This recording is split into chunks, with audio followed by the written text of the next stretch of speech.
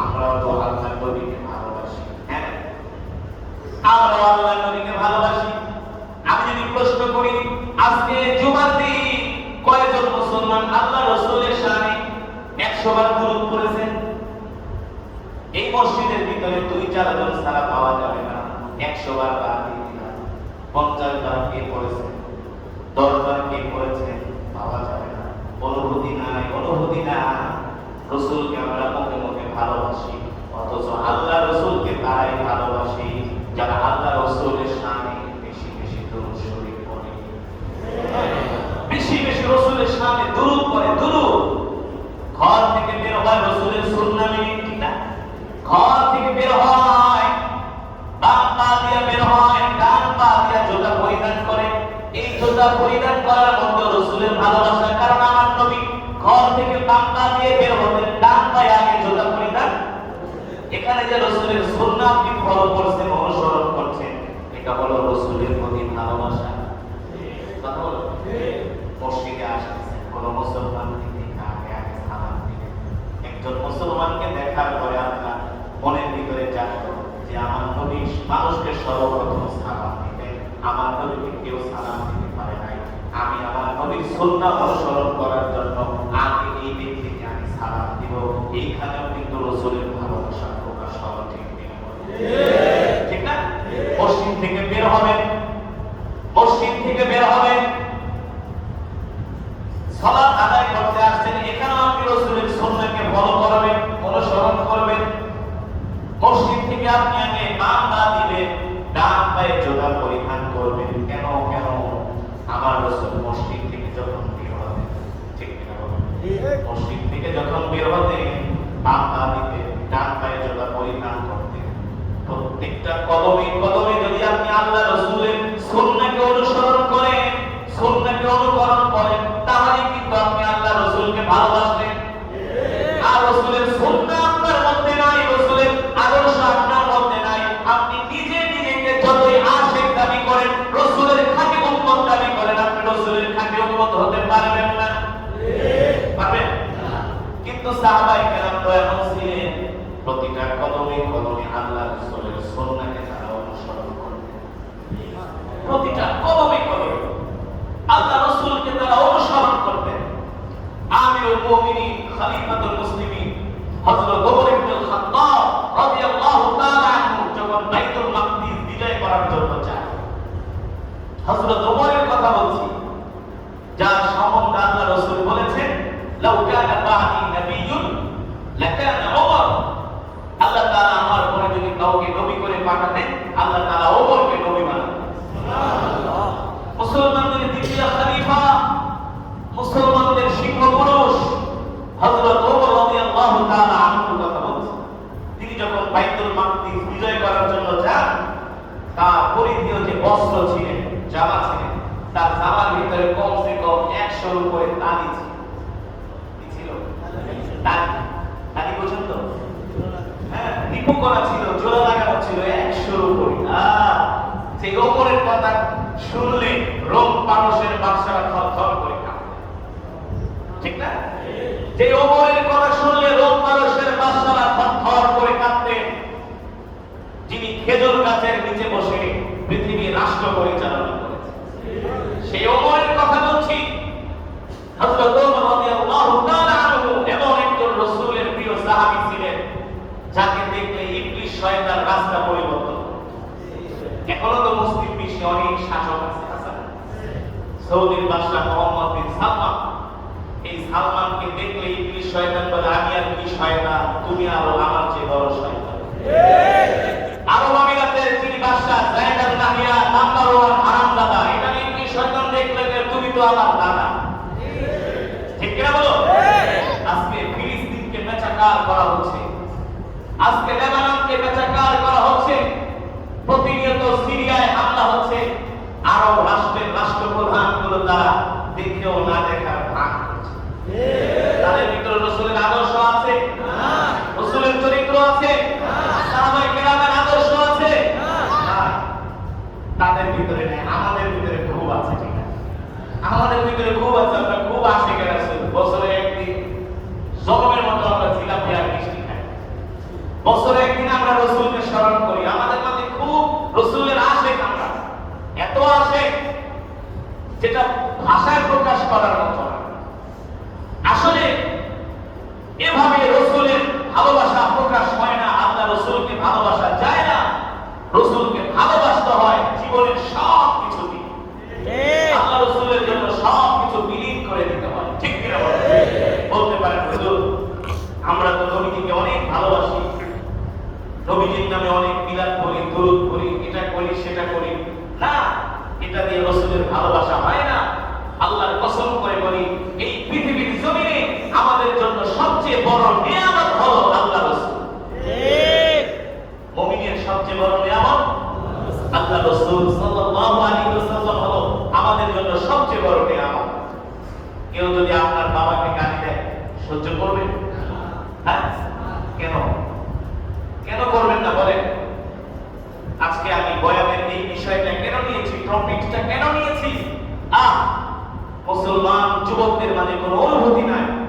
তোমার বাবাকে যদি কেউ গালি দেয় তুমি খুশি ওঠো, তোমার বাবার চরিত্র নিয়ে যদি কেউ গালি দেয় তোমার কলিজায় লাগে, তোমার নেতাকে নিয়ে যদি কেউ গালি দেয় তাহলে তো অবস্থা খারাপ।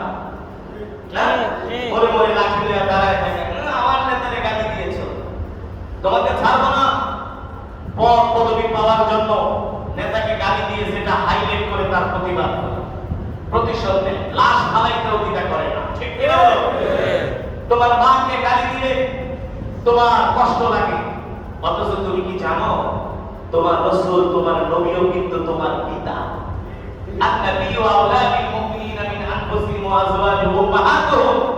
আল্লাহ তাআলা বলেন তোমার রাসূল তোমাদের নবী তোমাদের পিতা, তার স্ত্রীরা হলো তোমাদের মাতা, ঠিক কি না? এই দুনিয়ার জমিনে যদি আমাদের মা বাবাকে কেউ গালি দেয় আমাদের যেমন কষ্ট লাগে, আল্লাহ রাসূলকে যদি কেউ গালি দেয়, আমাদের আম্মা জানদেরকে যদি উম্মাহাতুল মুমিনিনদের যদি কেউ গালি দেয় আমাদের তার চেয়ে আরো বেশি কষ্ট লাগা দরকার। তাহলে আমরা মুমিন, অন্যথায় মুমিন হতে পারি না, ঠিক কি না বলো? অথচ ভারতের মহারাষ্ট্রে ভারতের একজন কুখ্যাত ব্রাহ্মণ, যার জন্মের কোনো ঠিক নেই, যার ধর্মের কোনো ঠিক নেই, ভারতের একজন ব্রাহ্মণ রামগিরি, তিনি আল্লাহ রাসূলের চরিত্র নিয়ে তিনি কালিমা লেপন করেছেন, আল্লাহ রাসূলের চরিত্রের বিরুদ্ধে তিনি কটূক্তি করেছেন। তিনি বলেছেন মুহাম্মদ, নাউযুবিল্লাহ, তিনি বলেছেন মুহাম্মদ 50 বছরের একজন টাকরা লোক হয়ে কিভাবে সে 7 বছরের একজন 6 বছরের একজন ছোট মেয়েকে বিবাহ করে, বলেন নাউযুবিল্লাহ। ওই হারামজাদা জানে না ওদের যারা বাপ দাদা আছে, ওদের যারা গুরু আছে, ওদের চরিত্রের কোনো ঠিক নাই, ঠিক না? ওদের যারা গুরু আছে, যারা ওদেরকে ধর্মগুরু মানে, ওরা ওদের মা বোনদেরকেও সাথ দেয়। যাদের কোনো চরিত্র নাই, চরিত্রের কোনো ঠিক নাই, যাদের ধর্মের কোনো অস্তিত্ব নাই, সব হলো ভণ্ডামি। ওরা আমার রাসূলের চরিত্র নিয়ে কথা বলে, অথচ ওরা জানে না আরবের মেয়েদের শারীরিক গঠন আর আজমি অনারব মেয়েদের শারীরিক গঠন এক নয়। তারা 7, 8, 9 বছরেই তারা বিবাহের উপযুক্ত হয়ে যায়, কারণ তাদের খাদ্য, তাদের বাসস্থান, তাদের আবহাওয়া সব কিছু আরবদের মতো নয়, আর তাদের উপরে আল্লাহর রহমত আছে। এগুলো ব্রাহ্মণ হারামজাদারা জানে না। ওরা আল্লাহ রাসূলের চরিত্র নিয়ে কটূক্তি করে, অথচ আল্লাহ তাআলা কোরআনে কি বলছেন? ইন্নাকা লাআলা খুলুকিন আযীম। নবী আপনার চরিত্রই হলো সর্বশ্রেষ্ঠ চরিত্র, আপনি সর্বশ্রেষ্ঠ চরিত্রের উপরে প্রতিষ্ঠিত, ঠিক কি না বলো? এই জাহেলিয়াতের যুগে আবু জেহেল, আবু লাহাব, উতবা, শাইবা, ওলীদ ইবনে মুগীরা যারা আল্লাহ রাসূলের দুশমন ছিল, তারাও কোনদিন আল্লাহ রাসূলের চরিত্র নিয়ে কথা বলার সাহস পায় না।